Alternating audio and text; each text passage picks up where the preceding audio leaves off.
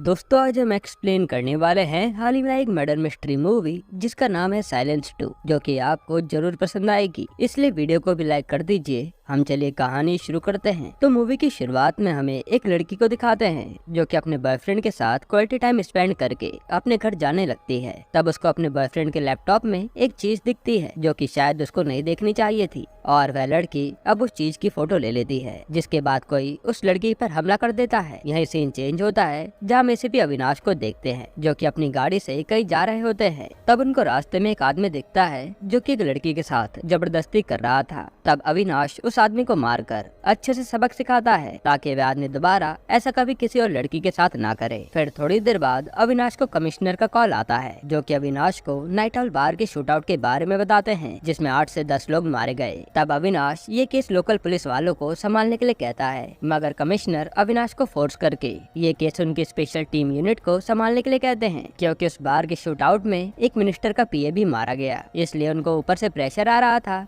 जिसके बाद अविनाश इस केस को ले लेता है। अगले सीन में अविनाश अपनी टीम के साथ क्राइम सीन पर पहुंचता है जहां अविनाश की टीम में इंस्पेक्टर अमित, राज और ऑफिसर संजना होते हैं। वहां अविनाश अब क्राइम सीन के अच्छे से इन्वेस्टिगेशन करता है जहां वह देखता है कि किलर ने 10 लोगों को जान से मार दिया है। जिसके बाद अविनाश बार के मालिक से बात करके वहाँ की सीसीटीवी फुटेज लेकर चले जाता है ताकि वह किलर के बारे में पता लगा सके। फिर अगले दिन अविनाश अपनी टीम के साथ क्राइम सीन के बारे में डिस्कस करता है जहाँ हम उस लड़की को देखते हैं जिसको हमने मूवी की शुरुआत में देखा था, और उसका नाम आसमा होता है। अविनाश अब अपने साथियों को बोलता है कि अगर किलर मिनिस्टर के पीए को मारने आया था तो उसने वहाँ पर बैठे और लोगों को क्यों मारा। और क्राइम सीन पर एक और बात अजीब थी कि मिनिस्टर के पीए के साथ बैठे लोगों को किलर ने कुर्सी पर ही गोली मार दी, जबकि आसमा और इरफान को किलर ने ऐसे मारा कि उनकी बॉडी जमीन पर पड़ी थी। इससे अविनाश को समझ नहीं आ रहा था कि आखिर क्राइम सीन पर हुआ क्या है। तभी एकदम से संजना अविनाश को बताती है कि गोविंद को होश आ गया है जो कि क्राइम सीन पर बेहोश मिला था। अब अविनाश हॉस्पिटल जाकर गोविंद से पूछताछ करता है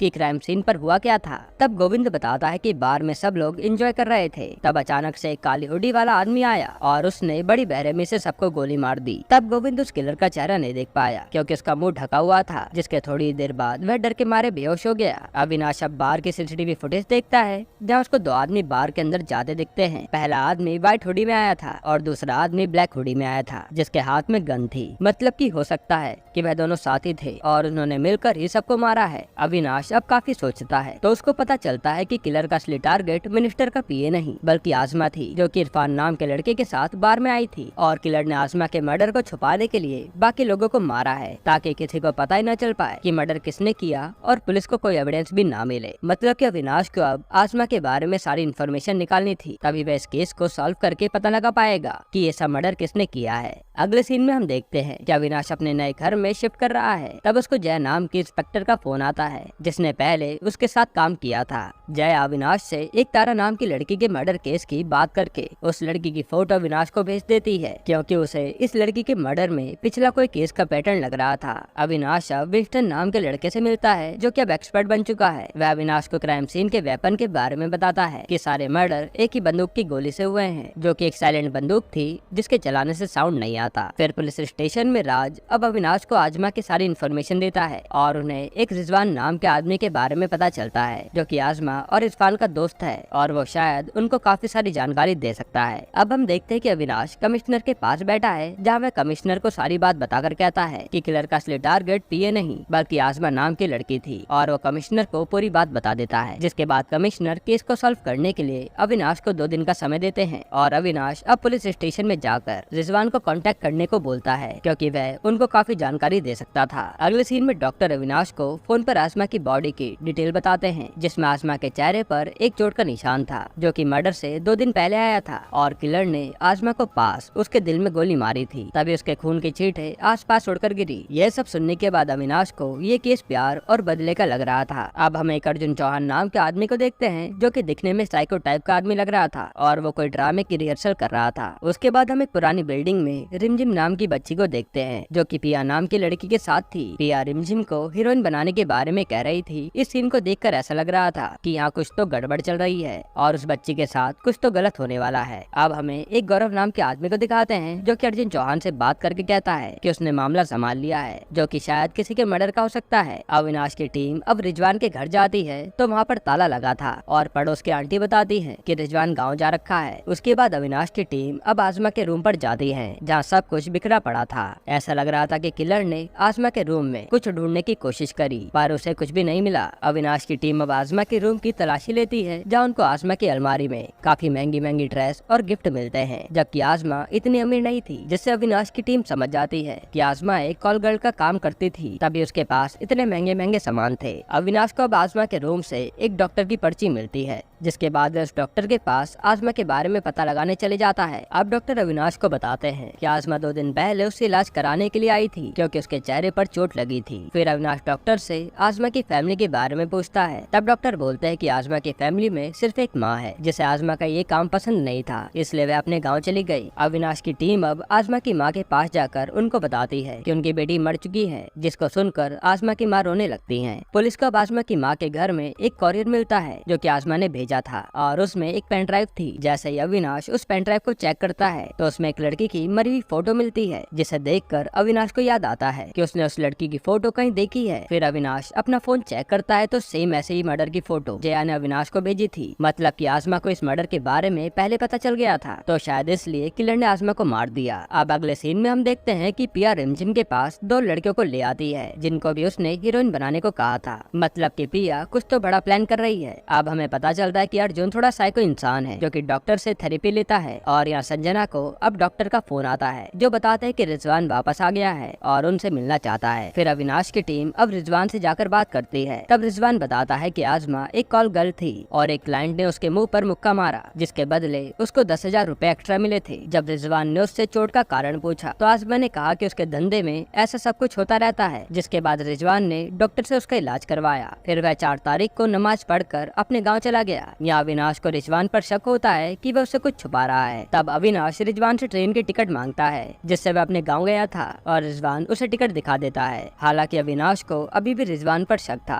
अविनाश अब जया से आजमा और तारा के मर्डर केस के बारे में बात करता है। तब अविनाश को पता चलता है कि जिस आदमी ने तारा को मारा उसने उसकी लाश की फोटो आजमा के किलर के लैपटॉप में भेजी थी, जो कि आजमा को मिल गई, जिसके कारण आजमा मारी गई ताकि ये बात किसी को पता न चल पाए। मतलब कि ये दोनों केस एक दूसरे से रिलेटेड हैं और इन सब के पीछे कोई एक ही आदमी है। इधर गौरव अर्जुन से बात करता है कि उन्हें एक बहुत बड़ी डील मिली है जिसके होते ही उन्हें बहुत सारे पैसे मिल जाएंगे। यहाँ जया अब तारा के बारे में इन्वेस्टिगेशन करके अविनाश की टीम को बताती है कि उसके घर में महंगे महंगे कपड़े और गिफ्ट मिले हैं, जबकि उसका रूम नॉर्मल था। मतलब कि तारा और आजमा दोनों कॉल गर्ल थी और किसी एक ही ऑर्गेनाइजेशन के लिए काम करती थी। अविनाश की टीम को अब आजमा की कॉल रिकॉर्ड से अमीशा नाम की लड़की के बारे में पता चलता है जो कि शायद उसकी दोस्त थी। साथ ही उन्हें किसी राजीव नाम के आदमी के बारे में भी पता चलता है जो कि आजमा का क्लाइंट हो सकता था। इसी सीन में अविनाश की टीम को एक और बात पता चलती है कि आजमा को उसके क्लाइंट के बारे में एक कोड मैसेज से पता चलता है कि उसको कहां और कितने बजे जाना है, जिसे अविनाश की टीम डिकोड करके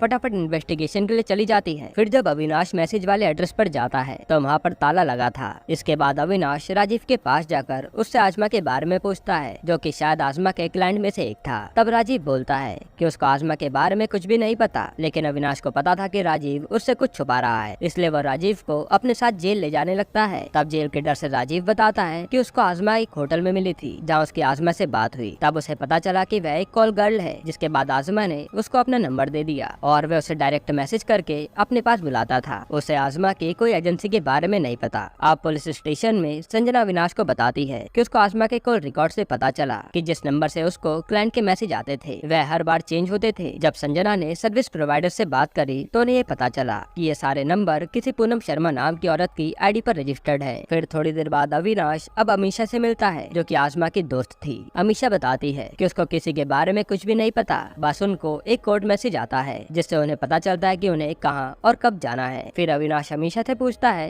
कि तुम इस धंधे में कैसे आई। तब अमीशा बताती है कि कुछ लोग उसके घर आए थे जिन्होंने उसकी फैमिली को बोला कि वह उसे हीरोइन बनाएंगे, जिसके बाद वह लोग उसकी फैमिली को पैसे देकर उसे ले गए और ऑडिशन के नाम पर अमीशा को एक क्लाइंट के पास भेज दिया जिसने उसके साथ दुष्कर्म किया, और ऐसे ही करके वह इस धंधे में फंसकर रह गई है। अविनाश अब अमीषा से पूछता है कि आसमा ने उसके क्लाइंट के लैपटॉप में कुछ देखा, जिसके बाद उसने अमीषा को मिलने के लिए कहा, मतलब कि उसके मरने की वजह वही चीज है। यह सुनते ही अमीषा डर जाती है और फटाफट भाग जाती है क्योंकि उसको अपनी जान का डर लग रहा था। फिर इधर इंस्पेक्टर राज और अमित पूनम के घर जाते हैं। तब वह देखते कि पूनम तो एक बूढ़ी औरत है जिसकी आईडी का यूज सिम कार्ड निकालने के लिए किया गया है। बाकी पूनम को कुछ भी नहीं पता। अगले सीन में अविनाश अमीषा के घर जाता है जहाँ वह देखता है कि उसको किसी ने मार डाला है, जबकि उसने उसके घर के बाहर 2 पुलिस वाले लगाए थे। फिर डॉक्टर अमीषा की लाश को एग्जामिन करके बताते हैं कि किसी ने अमीषा का मर्डर किया है और उसके हाथ में चाकू से कट मारा है ताकि ये सब सुसाइड लगे, और जो सुसाइड नोट अमीषा के घर में मिला है वह शायद किलर ने ही लिखा है। यह सब होने के बाद अविनाश का दिमाग खराब हो जाता है और उसको लगता है कि अमीषा के मरने की वजह वही है, इसलिए वह अपनी टीम को जल्दी इस केस को सॉल्व करने को बोलता है ताकि आगे अब किसी की जान ना जाए। अब पुलिस स्टेशन में संजना अमीषा की डायरी पढ़ती है जिसमें उसने 11 से 15 तारीख तक जयपुर जाने का प्लान किया था, और डायरी में छोटे छोटे अक्षरों में लिखा था कि और भी लाशें बिखरेंगी। यह सब लिखकर अमीषा ने अविनाश को इशारा किया था कि इस धंधे में और भी लड़कियां फंस रखी हैं। अविनाश अब अपने साथियों को कहकर 11 तारीख की मुंबई से जयपुर जाने वाले पैसेंजर की डिटेल निकालने को बोलता है, जिसमें 15 से लेकर 20 साल की लड़कियां अकेले ट्रैवल करने वाली हैं। थोड़ी देर बाद अमीषा की दादी अब पुलिस स्टेशन में आती हैं, जहां अविनाश उन पर चिल्लाकर कहता है कि आपने अपनी पोती को किस दलदल में फंसा दिया था। तब अमीषा की दादी बोलती हैं कि ये सब अमीषा के माँ बाप ने कुछ पैसों के लालच में किया और उन्हें कुछ भी नहीं पता। इसके बाद अविनाश की टीम अब मुंबई से जयपुर जाने वाले पैसेंजर की लिस्ट निकाल लेती है, जिसमें 15 से 18 साल के बीच 7 लड़कियां थी जो कि अकेले ही ट्रैवल कर रही थी। अविनाश अब समझ गया था कि ये केस चाइल्ड ट्रैफिकिंग का भी है, जिसमें लड़कियों को प्रोस्टिट्यूट के गलत काम में डाल दिया जाता है। इसके बाद अविनाश अपनी टीम को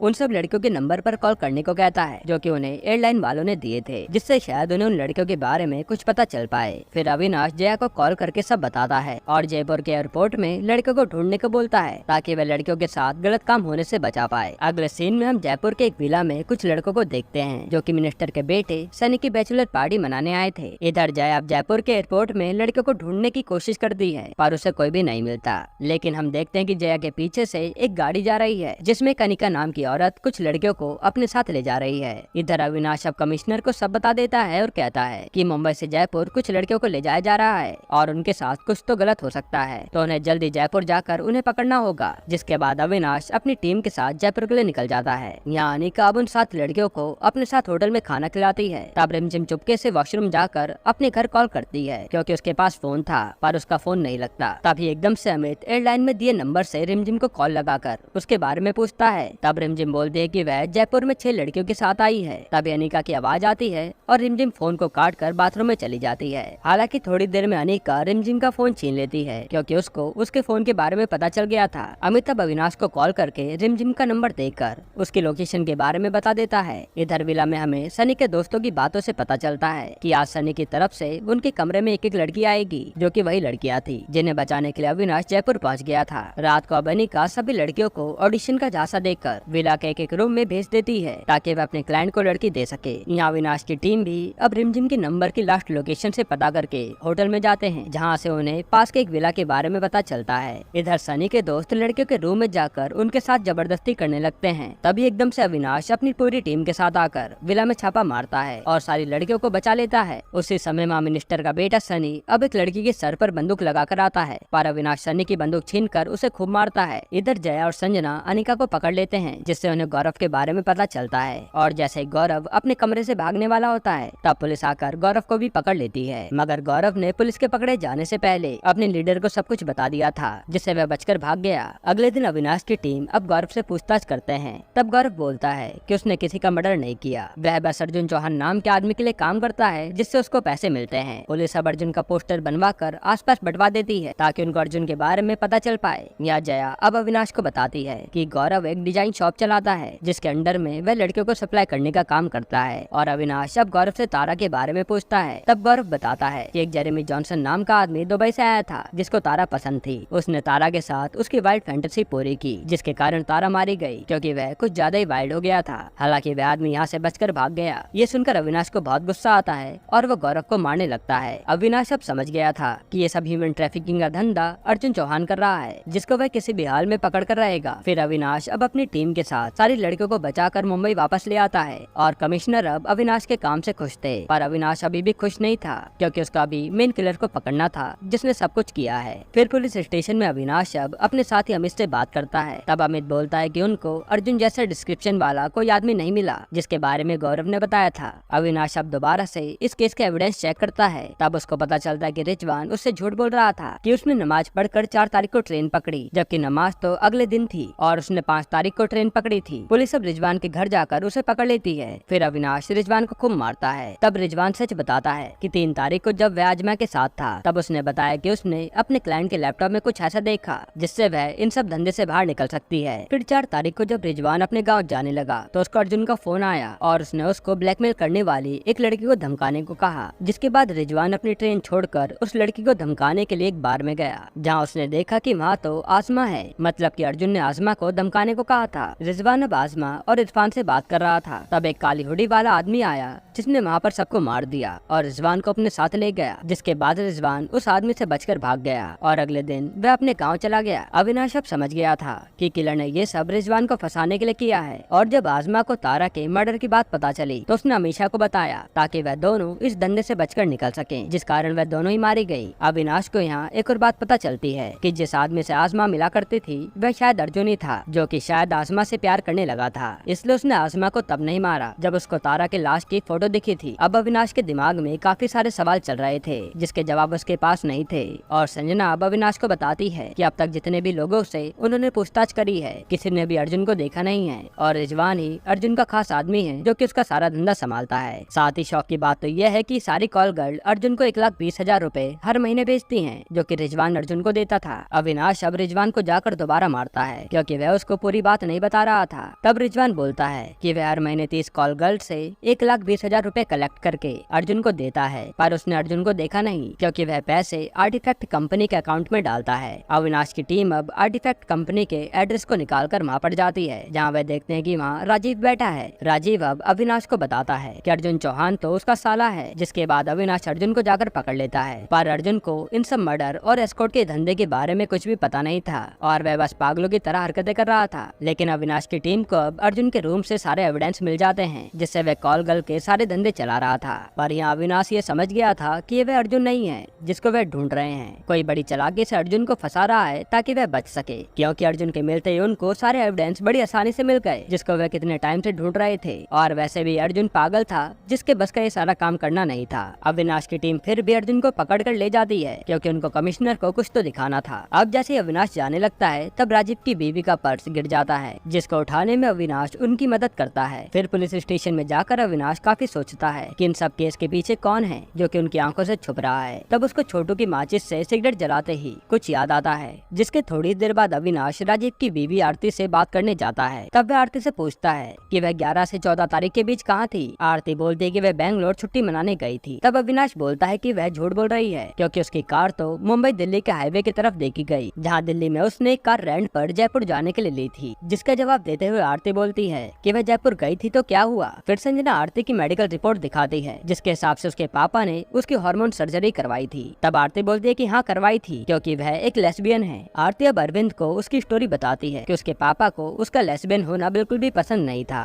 जिसके बाद उन्हें एक दिन उनके बेटे के बारे में पता चला जो कि उनकी मिस्ट्रेस से हुआ था। ये जानकर वो काफी खुश हुए और उन्होंने अपना सब कुछ उसी बेटे के नाम कर दिया जिसका नाम था अर्जुन। और आरती की शादी राजीव से जबरदस्ती उन्होंने ही करवाई थी क्योंकि वह नहीं चाहते थे कि आरती किसी लड़की के चक्कर में पड़े। ये सब बताकर आरती अविनाश को बोलती है कि तुम्हारे पास मेरे खिलाफ कोई सबूत है तो बताओ, नहीं तो मेरा टाइम वेस्ट मत करो। तब अविनाश आरती का राज खोल कर कहता है कि तुम ही भेष बदल कर नकली अर्जुन चौहान बनी ताकि तुम अपने सौतेले भाई अर्जुन को फंसा सको, जिसके बाद तुम्हें अपने पापा की सारी प्रॉपर्टी और पैसा मिल जाए। अविनाश अब कहता है कि आजमा तुम्हारे लिए काम करती थी। जब तुम्हें पता चला कि आजमा को लेस्बियन के साथ इंटीमेट होने में कोई दिक्कत नहीं है तो तुमने उससे बात करना शुरू कर दिया। फिर एक दिन आजमा ने तुम्हारे लैपटॉप से तारा के मर्डर की फोटो खींच ली जिसको लेकर वह अमीशा के साथ तुमको ब्लैकमेल करने लगी। इसके बाद तुमने आजमा और अमीशा को मार दिया, पर जब तुम अमीशा को मारने गई तो तुम्हारी उससे झड़प हो गई जिस कारण तुम्हारा एक बाल अमीशा के नाखून में अटक गया। इसी की वजह से उन्हें आरती का डीएनए सैंपल मिल गया जिससे साबित होता है कि आरती ने ही अमीशा को मारा है। फिर उन्होंने अर्जुन की वॉइस को चेक किया जो कि एक वॉइस ऐप की मदद से आवाज को बदला गया था और उस आवाज को फिल्टर करते ही उन्हें आरती जैसी आवाज मिल गई। यहाँ तक कि अमीशा के सुसाइड नोट की राइटिंग भी आरती की राइटिंग से मैच करती है। अविनाश अब आरती से बोलता है कि तुमने ये सब क्यों किया और बार में उन सब लोगों को क्यों मारा। तब आरती बोलते कि बार के सारे आदमी मेरे रास्ते में आए थे इसलिए मैंने सबको मार दिया क्योंकि मैं जरा सा भी रिस्क लेना नहीं चाहती थी। फिर अविनाश लड़कियों की ट्रैफिकिंग के बारे में पूछता है। तब आरती बोलती है कि उसने ये सब पैसों के लिए किया है और वैसे भी लड़कियों के साथ ये सब तो होता ही रहता है, भले ही चाहे शादी के बाद क्यों ना हो, पर वैसा भी लड़कियों को अच्छे पैसे और अच्छी लाइफ स्टाइल दे रही है। यह कहकर आरती अपनी क्राइम की जस्टिफिकेशन दे रही थी। इसके बाद आरती बचकर वहाँ से भागती है